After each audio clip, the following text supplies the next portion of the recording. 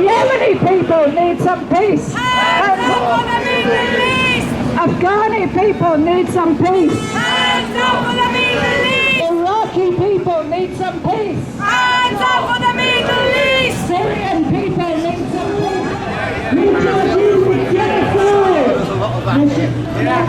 You can't hide. Keir Starmer, you can't hide. Labour, Tory, same old story. Labour, Tory, same old story. Labour, Tory, Same old story. Labour, Tory. Same old story. 1, 2, 3, 4. Occupation over! 5, 6, 7, 8. Israelis imperialist state! 1, 2, 3, 4. Occupation. Every imperialist power has thrown everything it had into Ukraine to try to destroy Russia, and instead they are destroying themselves. This man stands with genocide. What shall we tell him? Yeah, this doesn't go. Yeah. Why is the boy silent? Why is the boy Kurdistan? Why is the boy Jewish people are no longer supremacists in the Middle East, but just some of the people who live there. That's all. We look forward to the... Let's say it loud and clearly, comrades, we in this country are being faced with the terrible choice this year in a general election between Keir Starmer, the puppet on the left, and Rishi Sunak, the puppet on the right.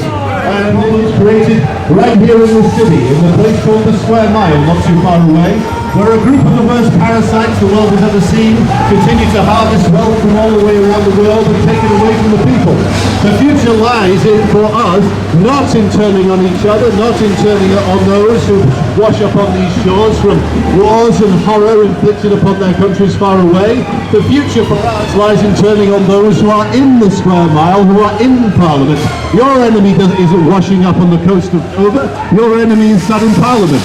Our enemy is not our neighbour, our workmates, our friends. It is sitting in the Square Mile. It is absorbing the wealth of the world. They are the ones in Parliament. They are the ones in the media who lie to you constantly, telling you to hate somebody else, hate something else, do anything other than focus on the reality, which is we as workers are the 99%, to use an old slogan, and once we realise our power, once we are organised properly, we will dispose of the parasite class and institute a rule of true justice. That rule is the rule of the working class, and that fight is for socialism.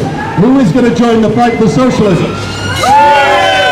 The workers united will never be defeated. The workers united will never be defeated. The workers United will never be defeated. The workers United will never be defeated. Exactly right. If you agree with all this, consider following our march, consider joining the party, consider joining with us in the fight for socialism, because that is the only thing that is going to rescue us from this dreadful condition. If we do not fight for socialism, if the workers do not rule, the ruling class will drain this country of all wealth until we are a useless, burnt-out husk. See how biased and lying you are about what's really going on in the world. And the wrong of our military and government. They accuse all these other countries of being aggressive, totalitarian, despots, invading other countries.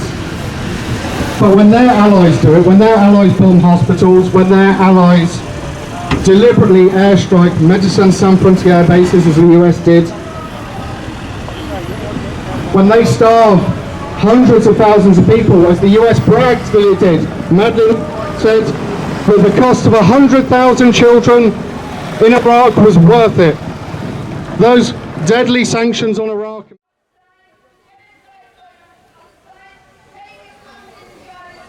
Okay, guys. Lovely to see you here all on May Day. You know, we always like to do, we have a tradition of holding our own little rally in Trafalgar Square, really because the local trades union organisation, which has dominated the organisation of this event, which dominates and controls the platform, doesn't speak for us, doesn't represent our politics, doesn't even really represent the politics of the British working class. Actually, most of them are pretty much in hock to imperialism. It's a controlled opposition. And May Day is not about that. May Day is the day where the working people stop work and come together all over the world to demand their rights. It started with the right to an 8-hour working day. That was the first demand of the May Day workers. There were years in which workers thought they had won those demands. They thought the struggle for the 8-hour working day was done and dusted. But living in a capitalist country, they discovered that while capital remains in charge, all the gains that workers make can be taken away. So the real lesson of the May Day struggle for the 8-hour day is struggling for our rights under the capitalist system is not and can never be enough. What it does is make us understand that we have rights and that we have power when we use it collectively. And we must use that power not just to demand more of a share of the imperialist loot, but to take over the whole of production in the interests of working people. I'm going to introduce to you a couple of speakers before I round up this little rally. First of all, we're going to have Nina, I should say. Where's she got? This is Nina Costa. She is the vice chair of our party, and she's going to talk a little bit about the international aspects of May Day. Thank you, comrades. International aspects. You know, I think I'm very, very proud to be a worker of Greek origin, but part of the British working class. And I don't know many parties that really work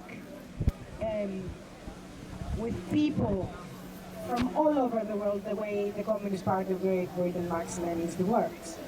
We just had a member of a party informing us that in other parties she was turned down because she was a refugee. So the spirit of internationalism is something that goes hand in hand with Marxist-Leninism. We cannot be Marxist-Leninist only for people who look and sound like us. So you will excuse the Greek accent. It's very daunting to be a worker of a different country and be, you know, addressing, you know, native speakers. But we are all students of Marxist-Leninism, aren't we? And we all try to see how to apply this scientific method, this very powerful tool that Marxist-Leninism is, to our everyday struggle, to raise our class consciousness, and to really march in the steps of the people who initially, you know, created this chance for the workers to take the streets for May Day. It's not just, you know, how they try to take all the power out of every single meaningful thing and turn it into just another day for consumption. So they take the May Day, they turn it into a working day, and they give us an extra day for holiday, right? Because what we need is to rest and to consume, to go to shopping malls. But it's so problematic to have this extra day when you have kids, when you cannot pay your bills, when they're not at school. This is the situation. How can you celebrate? How can you have an easy life in this system when you actually cannot even enjoy a day off, when you don't have the means, you don't have the money? So we are reminded that this day started with a simple, as Jyoti said, requirement for a reduction of the workday to make it more, you know, humane, basically, because capitalism will grind us down to our death, basically. To take every ounce of life out of us for profit. So May Day is when workers actually said no And of course with the Soviet Union and the building of the first socialist state with power in the hands of the working class, May Day, as our Russian comrade was telling me, had a different meaning. A meaning that was shared by everyone, right? And unfortunately today, we see a very small contingent of working people. It's a small May Day for the conditions that we are facing, for the war, you know, the imperialist drive to war against Russia and China. You know, workers should be here in their droves. You know, we see Assange languishing, we see the working class people languishing with the cost of living crisis. Where are the unions? We see Palestine genocide. Again, this is very small May Day. Instead of reflecting the real struggle, it's becoming more and more contained as a ritual for the trade unionists. Well, we're here to remind people the true meaning of May Day, and this is in us being here, remembering what we celebrate and remembering the world to come, and build this world through our being organized in the party. There's, you know, there is an awakening in people, but it's happening individually, and it doesn't lead to much unless all these people who are awakened through their struggle come together, get organized in the party with real proletarian discipline, democratic centralism. And this is just an opportunity to celebrate what we do when we march together, when we have the same chants in our heart and in our mind, and when we fight for the same cause all together. So long live May Day, and long live the Communist Party of Great Britain, Marxist-Leninist. Long live! And we pledge that whatever the repression that takes place, we're going to be here again every time for May Day. From now on, we're needed, desperately needed. And the international aspect of our world makes us very active in the World Anti-Imperialist platform.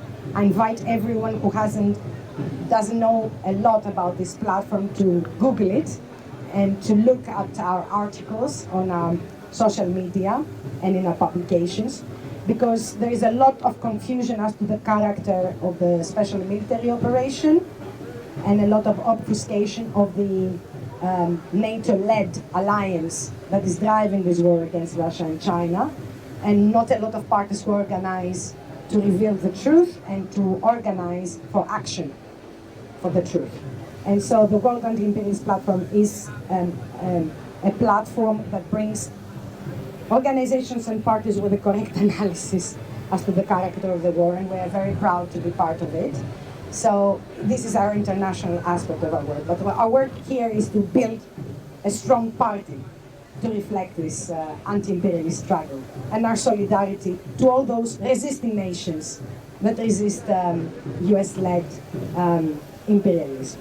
So please check out the World Anti-Imperialist Platform and all our media on YouTube, Proletarian TV, The Communists on Twitter, or X now, and of course our newspapers that are available in the stall behind me. Thank you very much. Long live May Day, and may we double in size for next year. Thank you.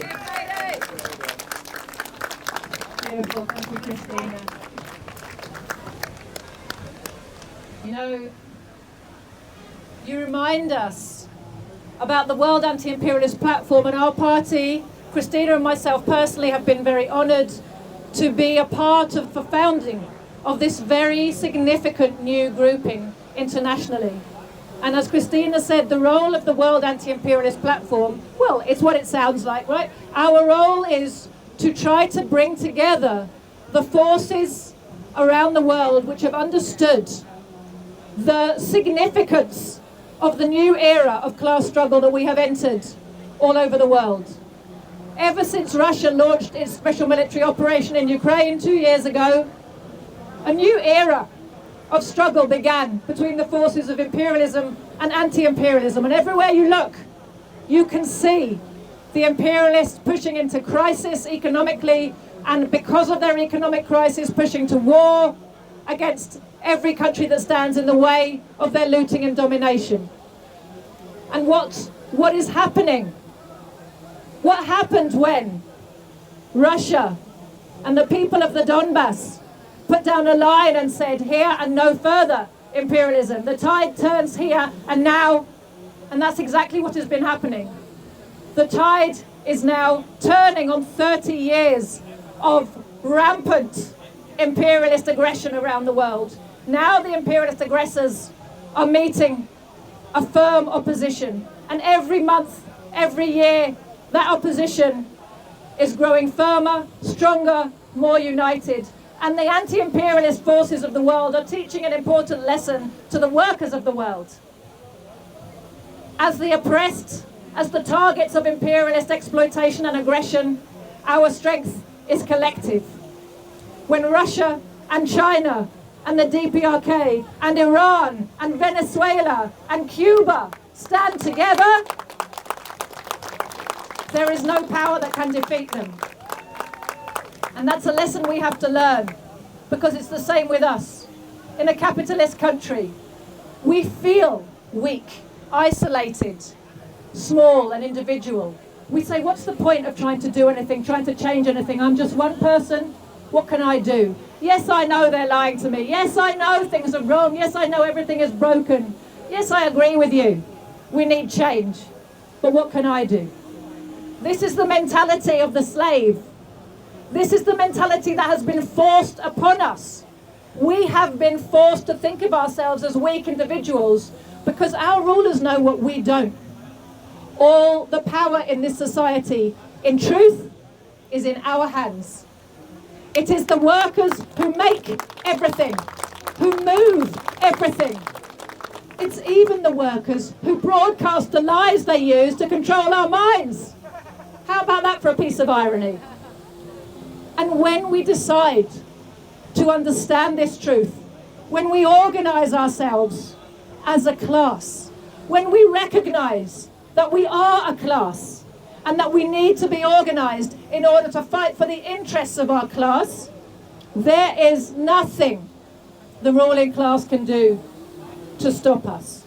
Just like there's nothing the imperialists can do to stop the ultimate victory of the anti-imperialist movement that we're seeing spread around the world right now, in West Africa, in the Middle East, in Eastern Europe, and it's going to be the same in East Asia. The tide has turned, the balance of forces has shifted, the world is waking up to a sense of its power and its destiny, that the imperialist capitalist system is not humanity's end point. It's a blip in our history. It's going to take a titanic struggle to overcome it, but it is being overcome, it will be overcome. And the struggle that's happening in Palestine right now is the same struggle that we wage against the same enemy, imperialism. Which is why we come out onto the streets for Palestine every week, because we understand that it's not a question of sympathy or empathy, but of common material interests. Their struggle really is our struggle. Their victory really will be a victory for us. It's a defeat against our common enemy. It's a chance for us to take steps forward. Everything that hurts the interests of British and US imperialism is in our interest, and that's why we fight for it. I'm going to ask our comrade Alex now to come and say a few words about class. Hello, comrades. Are you having a good day? Oh, yeah. Well, that's the holiday camp stuff out of the way, so I'll get on with the speech. Comrades, we're here today on International Workers' Day, though, of course, the number of workers who attend these demonstrations is by necessity limited. If you look to either side of the road as we were marching down, you'll see actually hundreds of workers currying food to different locations, delivering things on construction sites, doing all the work that needs to be done. Because, of course, the government doesn't want you to have a day off on International Workers' Day, as others have said. Now, we face in this country the ongoing class war that was begun before many of us at this rally today were even born, that has been going on for as long as I've been alive, and which takes a new form as we change the deck chairs on the British Titanic and Keir Starmer takes over as the captain sailing into the iceberg. But the thing is, what the speakers on that stage today are not going to tell you, and what they will never tell you, is that the Labour Party is being brought in by the British capitalist class to do all the dirty work that the Tories are too corrupt, too divided and too weak to carry out now. The Labour Party has served for over 100 years as the other fist of the British ruling class. It's the one that actually comes in and hits you when you least expect it, if you're a worker. It says it's a party of labour. It says it's based on the trade unions. Well, Keir Starmer despises and fears the British working class as much as Rishi Sunak, Boris Johnson or David Cameron does. His job, the reason why he is there, is to stick the boot in on all of us. And the trade union leaders who fund his party and fund his operation are helping him do it. So it's not just a dirty group that run the Labour Party, it's a dirty group that run the trade unions, who take the money of ordinary workers, lie to us and tell you to queue up and vote Labour in the delusion that life will get any better. No, Keir Starmer is coming in to make every working class person's life in this country far worse. He's coming in to finish the job on privatising the NHS. He's coming in to make the immigration system even more reactionary. He's coming in to wage more imperialist wars better and more efficiently than Rishi Sunak can. And he's going to do it behind a red rosette, and he's going to do it with people like Mick Lynch and others lying for him. Because that's what they were doing on that stage today. They were lying for the Labour Party, pretending they're going to put pressure on them. Well, I remember 13 years of Blair and Brown. I don't recall a whole lot of pressure being put on Downing Street by the likes of the Unison leadership and the Unite leadership. I remember a lot of excuses, comrades. I remember a lot of excuses about, oh, well, we've got to stick with Labour to keep the Tories out. But what the hell is the point of working class people funding a Labour Party which sticks the boot in on them as much as the Tories do? They just do it with the help of organisations which are meant to be ours. The union movement is meant to be ours, comrades. It was started by working class people nearly 200 years ago and has been staffed by us ever since, been supported by us ever since, because it is supposed to be our voice, our representation, our ability to bargain better with the employers. Well, it's clear that that is not enough anymore. We're not getting anything off the employers. Most employers wouldn't give you the steam off their piss these days. The problem we've got now is that what is supposed to represent us in the form of the trade unions and the Labour Party, the leaderships, have turned into our enemy. And we have to overcome that. We can only overcome that, comrades, by organisation across our class. The only thing they fear, those not too far away from where we are today, truly fear, is a worker who is educated, a worker who is class conscious, and a worker who is united with his or her comrades in his or her community and workplace, uniting together across the country to take on the interests of the parasitic less than 1%, which soak up all the wealth of this country and the wealth of so many countries and stick it in a Swiss bank account. Our unity as an educated, unified working class, organised behind a proper communist party, which we hope to build in this party, that is what they fear. So I would urge all of you comrades, if you are not with us already, to consider joining the party today. Help us build the fight for a unified working class that can take on the power of the parasitic ruling class in this country, drive them out of power, and create a Britain that is not imperialist but run by workers and stands in solidarity with the oppressed of the world. Thank you for coming today, comrades, and we will be back next year, bigger and stronger than ever. Solidarity. Beautiful, thank you. Before we go, I want to highlight a couple of things that Alex was talking about. One is our job as a party. You know, sometimes it can feel like we're so small, we're whistling in the wind. But you know, history can play funny tricks on you. The truth is, when you understand scientific socialism, when you have studied Marxism and grasped it as your weapon, you understand that ultimately there is no force capable of stopping the movement for socialism. History, locality may affect your fate for a little while. It may seem, when you live in the heart of the oldest imperialist country, that the ruling class has all the cards in its hand. But if you actually look at Downing Street today, you can see a ruling class responding in panic. to many developments in the world that it doesn't feel able to respond to adequately or to control the outcomes of. It's losing. It's losing the war in Ukraine. They're losing their grip on the Middle East. They're watching their partners get kicked out of Africa. All around the world, they're losing the face-off with China. They're about to lose Korea and Taiwan. It's all coming. And for all their media, their NGOs, their vast fortunes they throw at bribing the leadership of the working class everywhere and trying to subvert the movement for freedom, for sovereignty, for liberation. In the end, the people are stronger. And they know it better than we know it right now, which is sad. But it won't be like that forever.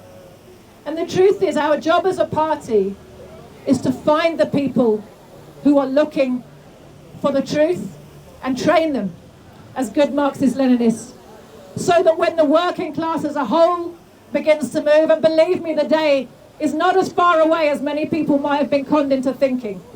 Things are changing very fast in the world. When the day comes that the British working class starts to move, it'll move a lot faster than most people are expecting. And what it will need is a trained, disciplined, and ideologically strong infusion of Marxists to give it direction, discipline, focus, and force.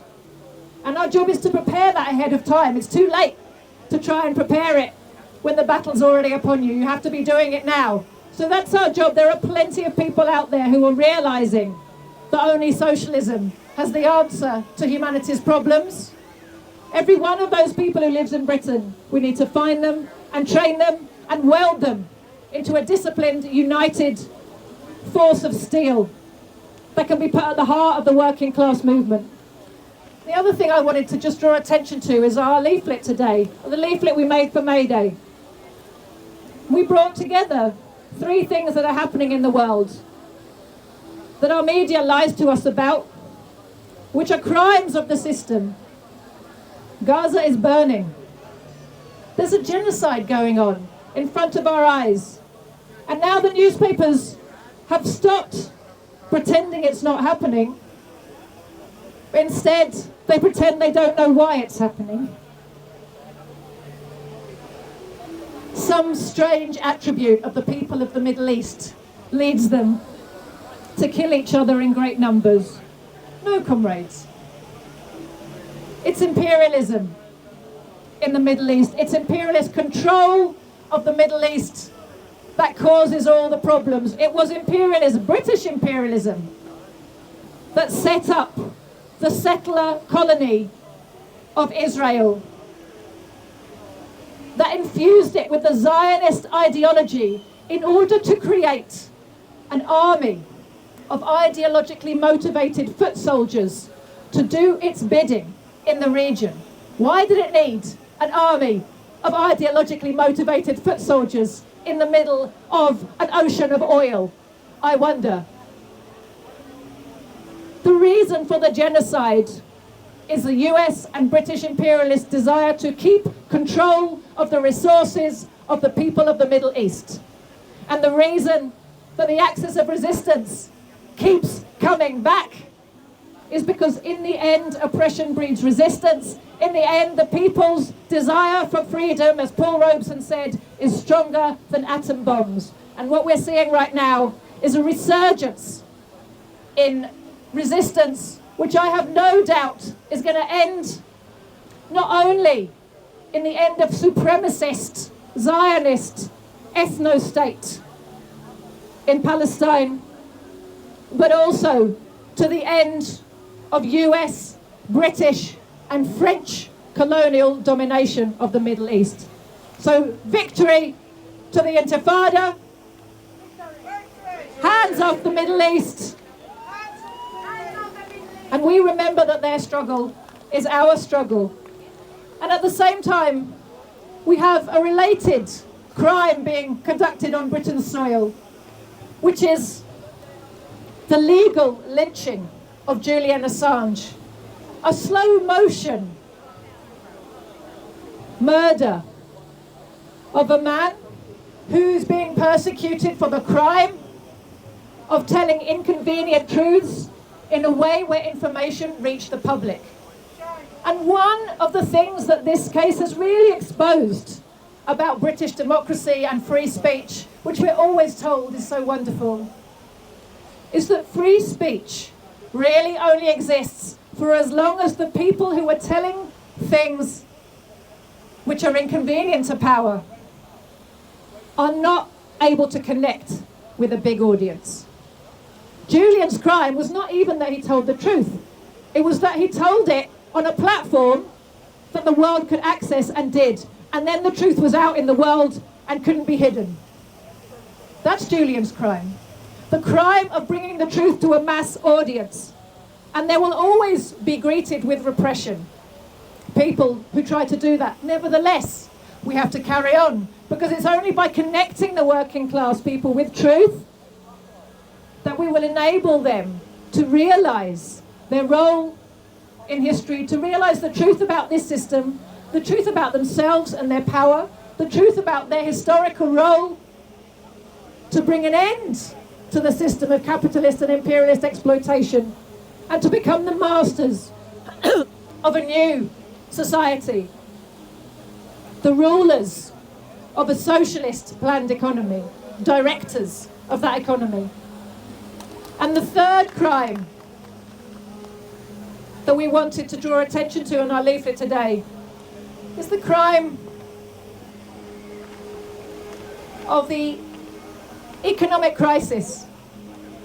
Inflation. I won't go into all the reasons for inflation. We've printed lots of articles on our website, so if you go to thecommunists.org, search for inflation, you'll find a lot of good information about what are the many things which are feeding into inflation. But fundamentally, it's a way in which the working class is being forced to pay for the crisis of capitalism. It's an irony that the people who create the wealth that enables the ruling class to lord it over us are endlessly expected to pay the price for a system that has inescapable contradictions built into it, contradictions that create capitalist crisis on a global scale. And this inflation crisis, this cost of living crisis, is the mechanism by which working class people are forced to carry the burden of the capitalist system. One of the mechanisms. War, of course, is the other big one. Our rulers are trying to escape their crisis by passing the burden onto us. That means not only are we suffering from insane inflation, that means every day the money in our pocket, the wages we earn are worth less and less and less, while services are being cut back to the bone. There are more things we have to pay for out of lower wages than ever before. And we have a crumbling education system, a crumbling health system. More and more people are doing dentistry on themselves. More and more people can't get an optician's appointment, can't get a GP's appointment. How many of you here live in a place like me where if you try and call the GP, they tell you you have to call at the right time, and if you call at the right time you can't get through, and you're stuck in this cycle, and then if you do get through, they give you an appointment in 1 month's time. Been there? Or they say call 111 and speak to someone who'll fill in a form for 3 hours. And if you remember, there was a day when we kind of assumed that the doctor was there for us and we could just walk in and see him. As with so many things we thought we'd won, like the 8-hour day, it turns out that health for the masses, education for the masses, are gains that the ruling class will take back if we leave them in power long enough to do so. So once again, we're finding that the lesson of all of this is to struggle for our rights within capitalism is not enough. If we don't want our children to be fighting the same battles round and round and over, we have to join together in the struggle for socialism. And while we're doing that, we need to be organized in our masses to learn how to exert our will, how to use the power of our mass organization, of our numbers. The power of our numbers can only be harnessed by organization. So on our leaflet, we've asked Where are the trade unions? Because the truth is that the genocide in Gaza, Britain's part in that genocide is significant. And it could be ended tomorrow if the trade unions and anti-war movement launched a mass campaign of non-cooperation with the Gaza genocide. If every worker in Britain refused to do their part in making that happen, the British ruling class could not continue its criminal policies. Where are the trade unions? Why are they not making this call? Why are they not organising the power of their membership and the power of wider society with this demand? They'd be knocking at an open door if they tried. It's the same with the cost of living crisis. Why have the unions not launched a campaign, a meaningful campaign to demand, not ask, not write a petition, not ask the MPs to debate, demand by the strength of our arms, by our presence in the streets, by our refusal to cooperate, demand immediate measures to address the crisis. This is the proposal we have put. If we were in charge of any trade unions, believe me, these are the measures we will be demanding from the ruling class. Nationalisation of all the utilities without compensation, with all the monopoly producers, manufacturers and distributors of food, so that every worker can have a secure supply of the necessaries at prices they can afford, free from the vacillations and disruptions of the world market. There's more than enough food, there's more than enough electricity, there's more than enough water for everybody to have what they need. Why do we not have it? Why are our kids going to school hungry? Why are they coming home to cold houses when their parents work? What insanity is this? We would demand requisition and building of social housing, an introduction of a rent cap to address the housing crisis. Why are so many people homeless? Why are so many people sofa surfing? Why are we going back to the slum conditions for so many families? The complete renationalisation of every single part of our health service, including its buildings and including the pharmaceutical industry, which was left out in 1945 to the great cost of the British working people. We would demand Britain's exit from NATO. All the troops and the military contractors should be brought home. We want an end to every aspect of British involvement in aggressive wars abroad. We would demand lifting the minimum wage to a level that actually provides a decent family existence. It's a joke today to see a return to what we thought was something from the past, what we read about in Dickens novels. Working families living in abject poverty, far below the poverty line with 2 working parents. What is that? We would demand legislation for pay and benefit rises that actually keep pace with real inflation. Again, every time inflation goes up, we get a pay cut, we get a pension cut. It's an attack on working people. We are paying the price for problems we did not create.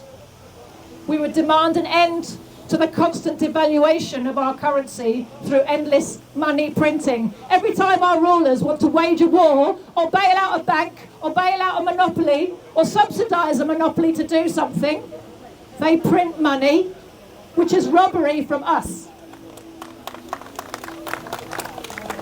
We would demand an end to all the self-defeating sanctions wars, especially against Russia, but against all the countries that stand up for their sovereignty and independence.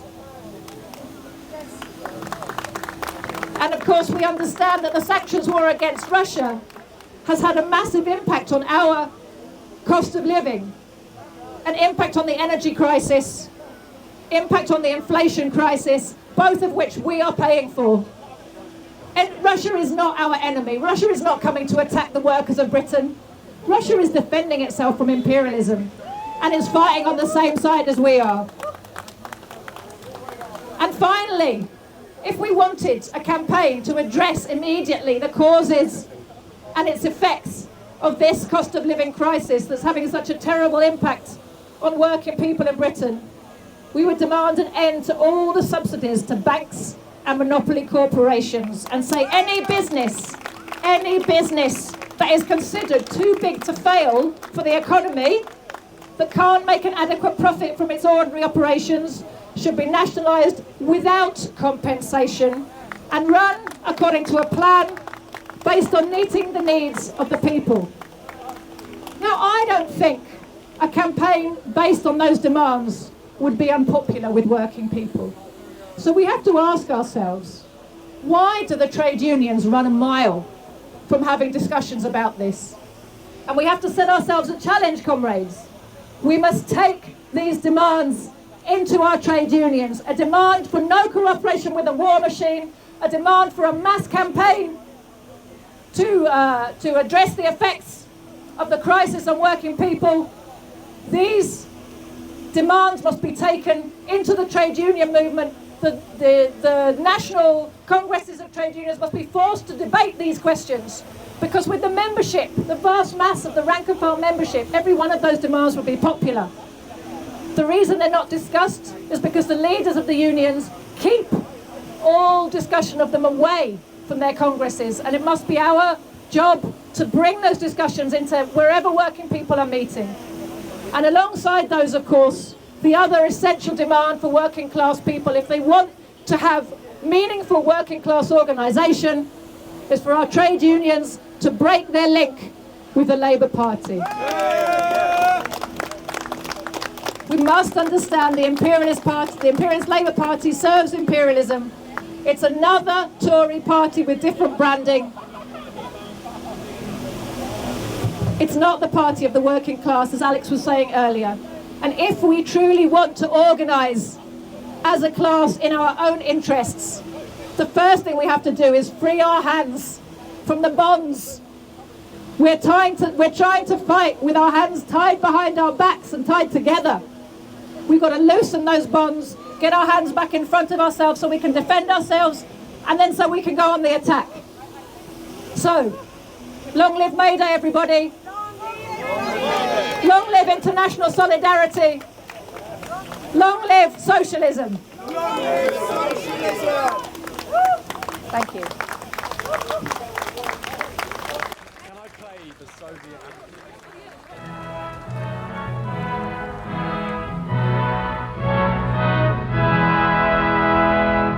United forever in friendship and labor, our mighty republics will ever endure. The great Soviet Union will live through the ages, the dream of a people, their fortress secure.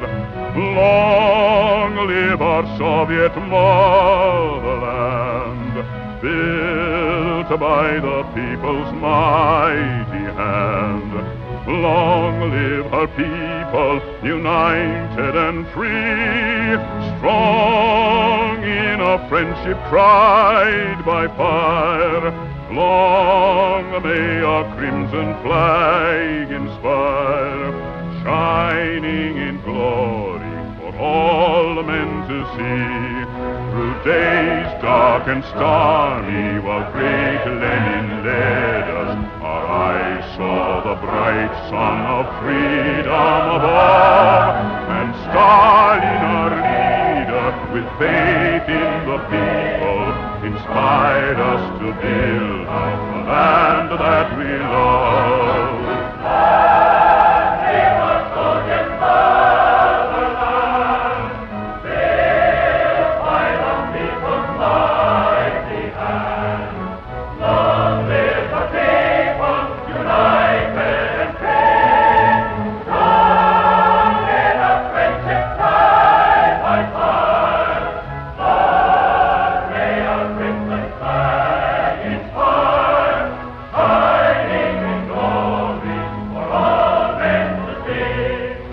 Fought for the future, destroyed the invader, and brought to our homeland the laurels of fame. Her glory will live in the memory of nations, and all generations will honor her name. Long live our Soviet motherland, built by the people's mighty hand. Long live her people, united and free, strong in a friendship tried by fire. Long may our crimson flag inspire, shining in glory for all men to see. We fought for the future, destroyed the invader, and brought to our homeland the laurels of fame. Her glory will live in the memory of nations, and all generations will honor her name. Long live our Soviet motherland, built by the people's mighty hand. Long live our people, united